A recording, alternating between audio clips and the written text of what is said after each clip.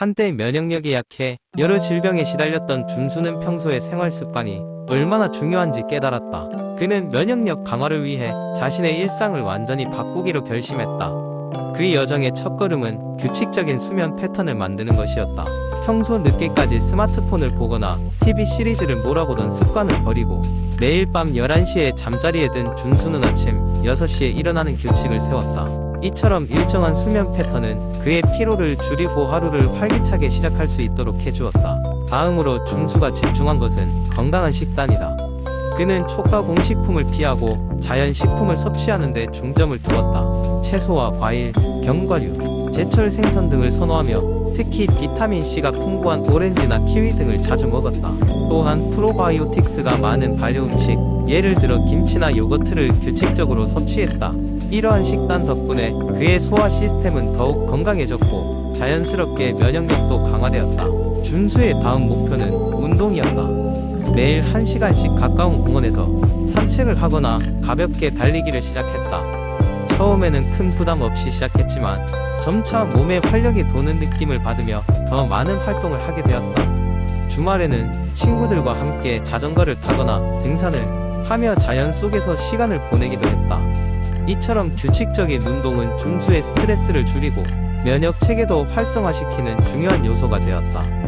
생활 습관의 변화에 더해 준수는 명상과 요가를 일상에 도입했다. 매일 아침 10분씩 조용한 음악을 들으며 명상을 했고 주 3회 요가를 통해 마음과 몸의 균형을 맞추었다.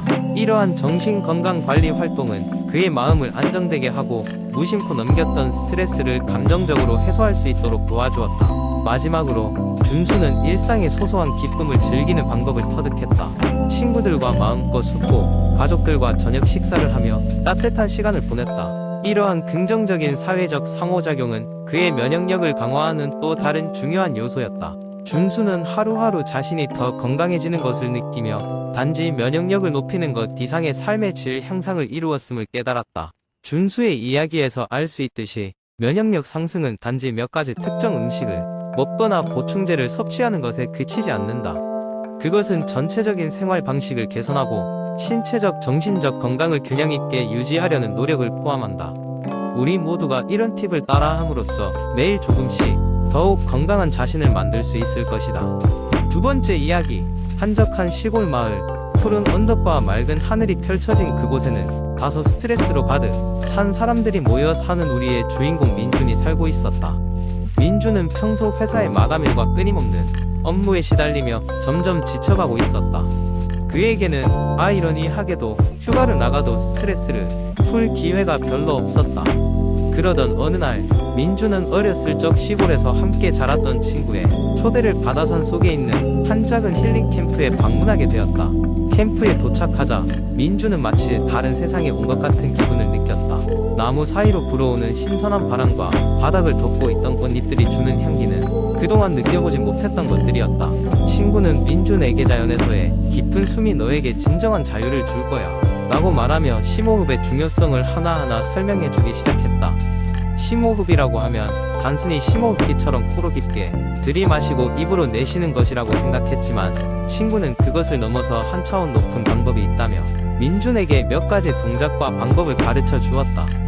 4-7-8 호흡법이라고 불리는 이 방법은 4개수를 세며 코로 숨을 들이마시고 7개수를 세며 숨을 멈추고 마지막엔 8개수를 세며 입으로 천천히 숨을 내쉬는 것이다. 이론상으로는 그렇게 어려워 보이지 않았지만 처음 시도할 때는 신경을 집중해야 했다. 하지만 시간이 지날수록 민준은 친구가 설명했던 것처럼 안의 모든 긴장이 녹아내리는 것을 느낄 수 있었다. 잠시의 망설임 끝에 집중하고 이 호흡법을 여러 번 반복했을 때 그는 마치 바다 위를 떠다니는 것처럼 한결 몸이 가벼워짐을 깨달았다. 이것이 스트레스를 푸는 실제적인 방법이고 효과가 눈앞에 명백했다. 얼마 후 민준은 캠프에서 지도를 읽고 작은 하이킹을 떠났다. 하이킹 동안에도 그는 친구가 가르쳐준 호흡법을 자연 속에서 마음껏 활용했다. 이 방법은 단순한 심리적 평화뿐만 아니라 그에게 깊은 수면과 나날이 증가하는 에너지까지 선물해 주었다. 시골로 돌아올 때 즈음 민준은 회사로 돌아갈 생각에 더 이상 스트레스를 받지 않았다. 그는 이제 새로운 도전과 어려움도 자신 있고 차분히 맞이할 수 있는 사람이 된 듯했다. 도시로 돌아와서도 매일 아침 잠에서 깨자마자 그리고 하루를 마무리하며 침대에 누울 때마다 민주는 이 심호흡 방법을 활용하기로 마음먹었다.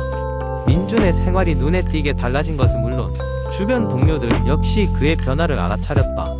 이로 인해 민주는 회사 내에서도 놀랍게도 여러 사람에게 그의 비밀을 전수해주게 되고 그 비법은 때 아닌 직장 내 트렌드가 되었다. 결국 민주는 스트레스를 효율적으로 관리하게 된 덕분에 이전보다 훨씬 더 많은 성과를 올릴 수 있게 되었고 행복지수도 눈에 띄게 향상되었다. 이렇게 작은 호흡법 하나가 그의 인생의 질을 얼마나 크게 바꿀 수 있는지에 대해 다시 한번 감사하게 된 것이다. 그리고 민주는 웃으며 또 다른 스트레스를 느끼는 친구가 있다면 언제든지 이 심호흡 방법을 공유하여 함께 행복을 나눌 준비가 되어 있었다. 세 번째 이야기, 필라테스를 처음 알게 된 것은 친구의 추천 덕분이었다. 매일같이 피곤하다며 불평하는 내게 친구는 필라테스 훈련이 몸과 마음을 어떻게 회복시키는지에 대해 말했다. 하지만 나는 바쁜 일상 속에서 따로 시간을 내어 스튜디오에 간다는 것이 불가능하게 느껴졌다. 그러던 중 필라테스를 집에서도 충분히 할 수 있다는 것을 알게 되었다. 집에서라면 시간에 구애받지 않고 할 수 있을 것 같았다. 내 취향에 맞는 온라인 강의를 찾아보고 필라테스 매트를 구입하는 것으로 모든 준비는 끝났다. 첫 번째 세션은 100이라는 기본 동작으로 시작했다. 이 동작은 등을 대고 누워 다리를 공중으로 들어올려 90도 각도로 유지한 상태에서 양팔을 뻗은 뒤 앞으로 움직이며 상체를 살짝 들어주는 운동이었다. 처음 시도했을 때 어리석게도 팔과 복부 모두 금방 피로해졌다. 하지만 몇 주가 지나자 근력이 붙으며 자세가 보다 안정적으로 변했다. 이어서 롤업이라는 동작에 도전했다. 바닥에 등을 대고 누운 상태에서 천천히 상체를 들어 올리는 동작인데 이 또한 코어 강화에 탁월했다. 처음에는 롤업 후 절반도 올라가지 못해 포기했지만 반복할수록 조금씩 더 나아져갔다. 그리고 무엇보다도 이 운동은 내가 굽히게 되는 자세를 통해 흉추의 유연성을 향상시키는 데 큰 보탬이 되었다. 매일 20분씩 집에서 필라테스를 하다 보니 작은 변화들이 눈에 보이기 시작했다. 몸이 한층 가벼워졌고 등과 목에 느껴지던 긴장감이 줄어들었다. 전에는 전혀 쓰지 않던 근육이 깨어나는 느낌이 들어 뿌듯했다. 그리고 무엇보다도 운동 후 찾아오는 상쾌한 기분과 안정감은 나를 더욱 필라테스의 매력에 빠져들게 했다. 날이 갈수록 다양한 동작들을 익히며 자신의 한계를 넓혀가는 것이 느껴졌다. 플랭크, 브릿지, 사이드킥 등으로 나만의 루틴을 만들었고 그에 따른 성과도 스스로 관찰할 수 있었다. 플랭크 자세를 처음 배웠을 때는 30초가 고작이었지만 1분 이상 버틸 수 있게 되는 날이 오자 자부심이 넘쳤다. 홈 필라테스의 가장 큰 장점 중 하나는 언제 어디서나 간편하게 실천할 수 있다는 점이다. 본격적인 장비가 필요 없는 것도 매력적이었다. 필라테스를 통해 생활 방식 전반에 긍정적인 변화를 느끼면서 다른 사람들에게도 이 운동의 매력을 전파하고 싶다는 생각이 들었다. 무엇보다도 필라테스는 단순한 운동을 넘어 나 자신을 발견하고 돌보는 소중한 시간이 되었다. 이처럼 집에서 시도한 필라테스가 나에게 큰 활력소가 되어 주었다. 네 번째 이야기, 한중년 남성인 김영수 씨는 일찍이 고혈압 진단을 받았다. 가족 중 여러 명이 고혈압으로 고생했던 그는 어느 정도 예상이 되었음에도 불구하고 진단을 받았을 때 충격을 감추지 못했다. 의사는 약물 치료와 함께 생활습관 개선이 필요하다고 충고했다. 처음에는 약물에 의존하는 것이 가장 손쉬운 선택처럼 보였지만 가족의 동료와 고혈압으로 고생했던 아버지의 기여 때문에 생활습관 개선을 결심하게 되었다. 그의 첫 번째 목표는 체중 감량이었다. 비교적 통통한 체격이었던 영수 씨는 체중 관리를 위해 운동을 시작하기로 했다. 처음에는 가벼운 산책으로 시작했지만 점차 달리기와 스트레칭, 홈 트레이닝을 추가했다. 그는 매일 아침 일찍 일어나면서 하루를 운동으로 시작하게 되었고 그 결과 점차 체중이 줄어드는 것을 느낄 수 있었다. 식습관 개선도 필수적이었다. 그는 가공식품과 고염식의 소비를 줄이고 신선한 채소와 과일을 더 많이 섭취하기로 했다. 그의 식탁에는 항상 녹색 채소가 등장했고 소금 대신 허브나 다른 건강한 조미료로 맛을 내기 시작했다.